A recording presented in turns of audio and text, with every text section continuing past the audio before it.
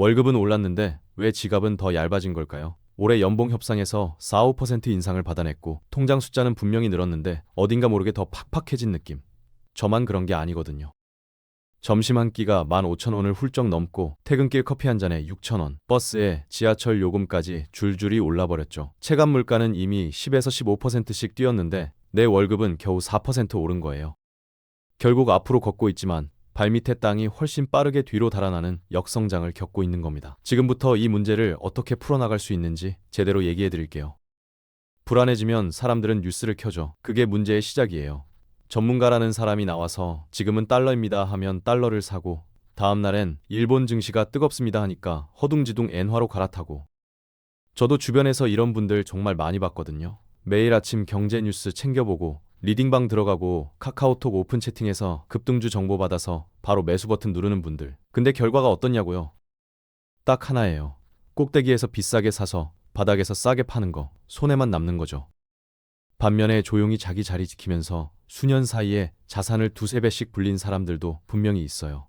신기하게도 이 사람들은 뉴스를 덜 보고 덜 사고 팔고 덜 바빠요. 그럼 차이가 뭐냐고요? 머리가 좋아서도 아니고 특별한 정보가 있어서도 아니에요. 딱 하나, 투자를 바라보는 관점 자체가 다른 겁니다. 같은 시장, 같은 종목을 보면서도 누군가는 돈을 잃고 누군가는 조용히 부자가 되는 이유. 그 패러다임의 차이를 지금부터 파헤쳐 볼게요. 단기 수익을 쫓는 투자자를 딱 한 단어로 표현하면 저는 사냥꾼이라고 부르고 싶어요. 매일 아침 숲을 헤집고 다니는 사냥꾼이요. 목표는 단 하나입니다. 오늘 당장 가장 크고 빠른 짐승을 잡는 것. 바이오 주식이 15% 급등했다는 뉴스가 뜨면 전속력으로 달려가고 쫓아가다 보니 이번엔 차세대 AI 테마주가 나타난 거예요. 방향을 틀어서 또 전력 질주하죠. 하루 종일 숲을 헤매는 거예요. 땀은 엄청 흘리는데 손에 쥔 건 없어요. 운 좋게 작은 수익을 냈다 해도 그동안 쏟아부은 시간이랑 에너지, 거기다 스트레스까지 더하면 사실상 남는 게 없는 구조인 거죠. 실제로 개인 투자자 데이터를 보면 단기 매매를 반복하는 사람일수록 장기적으로 시장 평균 수익률조차 못 따라가는 경우가 압도적으로 많아요. 그러니까 문제는 노력이 부족한 게 아니에요. 방향 자체가 잘못된 거예요. 매일 숲을 뛰어다니는 게 아니라 애초에 다른 방식으로 접근해야 한다는 얘기입니다. 그 방식이 뭔지 지금부터 보여드릴게요. 사냥꾼과 정반대의 사람이 있어요. 저는 이 사람을 농부라고 부릅니다. 농부는 매일 숲을 헤매지 않아요. 대신 가장 비옥하고 햇볕이 잘 드는 땅을 고르는데 온 신경을 집중하죠. 여기서 비옥한 땅이란 미국 S&P 500이나 전 세계 우량 기업처럼 수십 년에 걸쳐 꾸준히 성장해온 거대한 시장 그 자체를 말하는 겁니다. 농부는 단 하나의 수익을 쫓지 않아요. 비옥한 땅에 여러 종류의 씨앗을 골고루 심어서 위험을 안전하게 분산시키죠. 씨앗을 심은 다음엔요? 매일 땅을 파보며 불안해하지 않아요. 물 주고 잡초 뽑고 그냥 믿고 기다리는 겁니다. 제 지인 중에 딱 이런 분이 계세요. 40대 중반의 최 부장님인데 2020년 팬데믹 폭락 당시 주변 사람들이 전부 팔고 난리 났을 때 오히려 그달 월급을 통째로 넣었거든요. 코스피가 1400대까지 빠지던 그 공포의 순간에요. 그분이 그때 산 주식들이 지금 어떻게 됐을까요? 2배 넘게 불어나 있죠.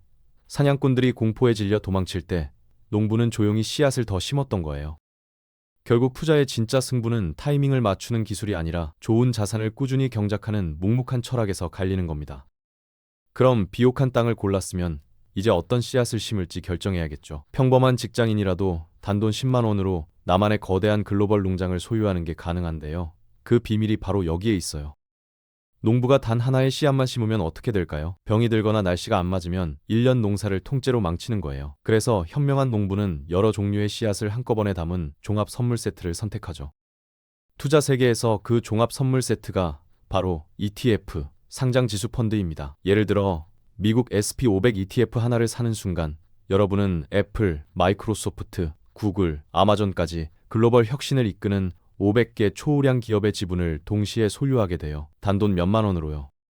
이게 얼마나 강력한 얘기냐면 내가 자는 동안에도 실리콘밸리의 천재 엔지니어들이, 시애틀의 물류 전문가들이, 전 세계 최고 경영자들이 나를 위해 쉬지 않고 일하고 있다는 뜻이에요. 내가 퇴근해서 밥 먹고 유튜브 보는 그 시간에도요. 특별한 지식도 필요 없고 매일 차트 볼 필요도 없어요. 그냥 좋은 씨앗 주머니 하나 골라서 비옥한 땅에 꾸준히 심기만 하면 되는 겁니다. 씨앗을 잘 골랐다고 끝이 아니에요. 현명한 농부는 반드시 울타리를 쳐야 한다는 걸 알거든요. 멧돼지가 몰려오거나 폭풍우가 치면 아무리 잘 키운 작물도 하룻밤 사이에 다 망가질 수 있으니까요. 투자 세계에서 그 끔찍한 폭풍 후는 시장이 3에서 40%씩 폭락하는 경제 위기입니다. 2008년 금융위기 때 코스피가 반토막 났던 거 기억하시죠? 그때 주식만 들고 있던 분들 가슴이 얼마나 무너졌겠어요.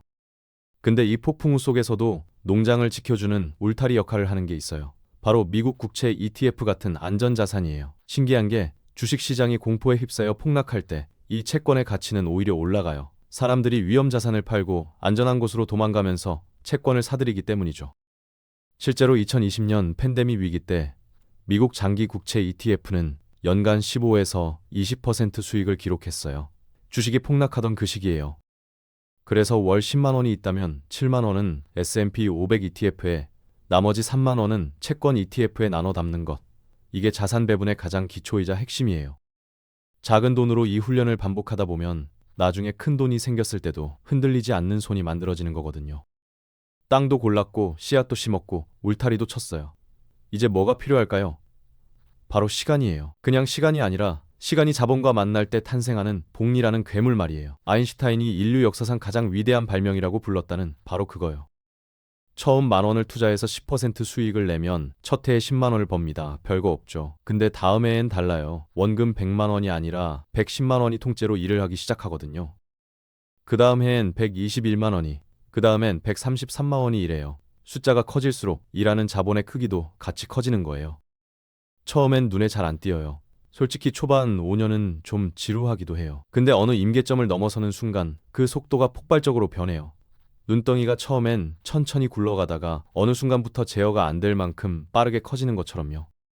제가 아는 50대 이 과장님은 30대 초반부터 매달 3만 원씩 S&P 500 ETF에 넣었어요. 별거 아닌 것 같죠? 지금 그분 계좌가 어떻게 됐는지 아세요? 복리의 마법 덕분에 원금의 3배가 넘는 자산을 갖게 됐어요. 그게 바로 시간이라는 재료가 만들어낸 기적입니다. 복리가 얼마나 강력한지 피부로 느끼고 싶다면 70의 법칙을 알아두세요. 진짜 간단해요. 숫자 70을 내가 기대하는 연평균 수익률로 나누면 내 돈이 2배가 되는데 걸리는 시간이 나와요. 예를 들어 SP500의 역사적 연평균 수익률이 약 10%잖아요. 70 나누기 10은 7, 즉 7년마다 자산이 2배씩 불어난다는 뜻이에요. 30살에 1억을 투자했다면 37살에 2억, 44살에 4억, 51살에 8억, 그리고 38살에는 무려 16억이 돼요. 처음 1억에서 2억이 되는데도 7년이 걸리지만 8억에서 16억이 되는데도 똑같이 7년이에요. 자본이 커질수록 같은 시간에 버는 돈의 크기가 기하급수적으로 달라지는 거죠. 반면에 은행 예금에 5% 금리로 넣어두면요. 70 나누기 5는 14, 14년마다 2배예요. 30년이 지나면 이 두 전략의 차이는 수십억 원이 벌어지게 됩니다. 같은 돈, 같은 시간을 썼는데 결과가 완전히 달라지는 거예요. 그래서 어디에 씨앗을 심느냐가 이렇게 중요한 겁니다. 가장 비옥한 땅에 심고 복리를 믿고 묵묵히 기다리는 것. 이게 평범한 사람이 부자가 되는 가장 확실한 길이에요. 농장이 잘 자라고 있더라도 현명한 농부는 가뭄을 대비해 반드시 우물을 파둬요. 화폐 가치가 휴지 조각처럼 말라붙는 극심한 인플레이션이나 전쟁 같은 지정학적 위기가 찾아올 때를 위해서요. 그 우물 역할을 하는 자산이 바로 금입니다. 종이 지폐는요, 국가의 신용이 흔들리는 순간 가치가 순식간에 사라질 수 있어요. 2022년 러시아가 우크라이나를 침공했을 때 루블화가 불과 며칠 만에 30% 폭락한 거 기억하세요? 러시아 국민들 입장에서는 통장에 돈이 있어도 그게 갑자기 가치가 없어진 거잖아요. 근데 금은 달라요. 특정 국가나 정부에 의존하지 않고 수천 년간 고유한 가치를 인정받아 왔기 때문에 전 세계가 불안할 때 사람들은 본능적으로 금으로 몰려들어요. 실제로 2022년 전 세계 중앙은행들이 역사상 가장 많은 양인 1136톤의 금을 사들였어요. 똑똑한 나라들이 먼저 우물을 파기 시작한 거죠. 금은 단기 수익을 내는 자산이 아니에요. 근데 모든 게 무너지는 최악의 순간에 포트폴리오를 지켜주는 보험이에요. 농장에 우물 하나쯤은 꼭 파둬야 하는 이유입니다. 금이 가뭄을 대비한 우물이라면 이번엔 진짜 폭풍우를 버텨낼 벙커가 필요해요. 모든 자산 가격이 동시에 무너지는 거대한 금융위기. 그 태풍 앞에서 포트폴리오를 지켜주는 벙커 역할을 하는 게 바로 달러입니다. 재밌는 게 있어요. 2008년 금융위기는 미국에서 시작됐잖아요. 미국발 폭탄이 터진 건데 정작 그 순간 전 세계 투자자들은 오히려 달러를 사러 몰려들었어요. 왜냐고요? 달러는 전 세계 모든 금융 거래의 기준이거든요. 위기가 오면 사람들은 본능적으로 가장 무엇으로든 바꾸기 쉬운 자산을 쥐려 해요. 그게 달러예요. 2008년 금융위기 당시 달러의 가치는 오히려 20% 이상 급등했어요. 전 세계 주식이 폭락하는 동안에요. 그러니까 포트폴리오에 달러 자산을 일부 담아두는 건 단순한 환차익 노리기가 아니에요. 태풍이 몰아칠 때 지하 벙커로 대피하는 생존 전략인 거죠. 달러 예금이든 달러 ETF든 형태는 다양해요. 핵심은 최악의 순간에도 내 자산이 완전히 무너지지 않도록 방어막을 갖춰두는 겁니다. 준비된 농부만이 어떤 계절에도 살아남을 수 있어요. 주식이라는 씨앗도 있고 채권이라는 울타리도 쳤고 금이라는 우물과 달러라는 벙커도 갖췄어요. 근데 이 모든 걸 올려놓을 단단한 땅 자체가 없으면 어떻게 될까요? 모래 위에 쌓은 성처럼 무너지는 거죠. 그 단단한 기반이 바로 부동산, 그 중에서도 내가 살 내 집이에요. 여기서 말하는 게 투기 목적의 갭 투자나 단기 시세 차익 노리기가 아니에요. 농부의 관점에서 내 집은 그냥 집이 아니거든요. 외부의 거친 비바람으로부터 가족을 지켜주는 울타리이고 경제 상황이 어떻게 흔들려도 흔들리지 않는 심리적 안정감을 주는 주춧돌이에요. 그리고 현실적으로도 중요한 게 있어요. 내 집이 생기는 순간 매달 나가던 월세가 사라지잖아요. 그 돈으로 더 많은 씨앗을 살 수 있게 되는 거예요. 투자 여력 자체가 늘어나는 거죠. 주식의 성장성, 금의 방어력, 달러의 안전성, 이 모든 걸 내 집이라는 기반 위에서 운용하는 것. 이게 어떤 계절이 와도 버텨낼 수 있는 완벽한 농부의 포트폴리오입니다. 집 한 채가 단순한 주거 공간이 아니라 투자 전략의 핵심 기반이 되는 거예요. 언제 위기가 올지 정확히 아는 사람은 없어요. 신의 영역이에요. 그래도 우리가 확실히 아는 게 하나 있어요. 반드시 온다는 거예요. 인간의 탐욕과 공포가 시장을 지배하는 한 거품이 끼고 터지는 사이클은 2008년에도 2020년에도 앞으로도 반복될 수밖에 없어요.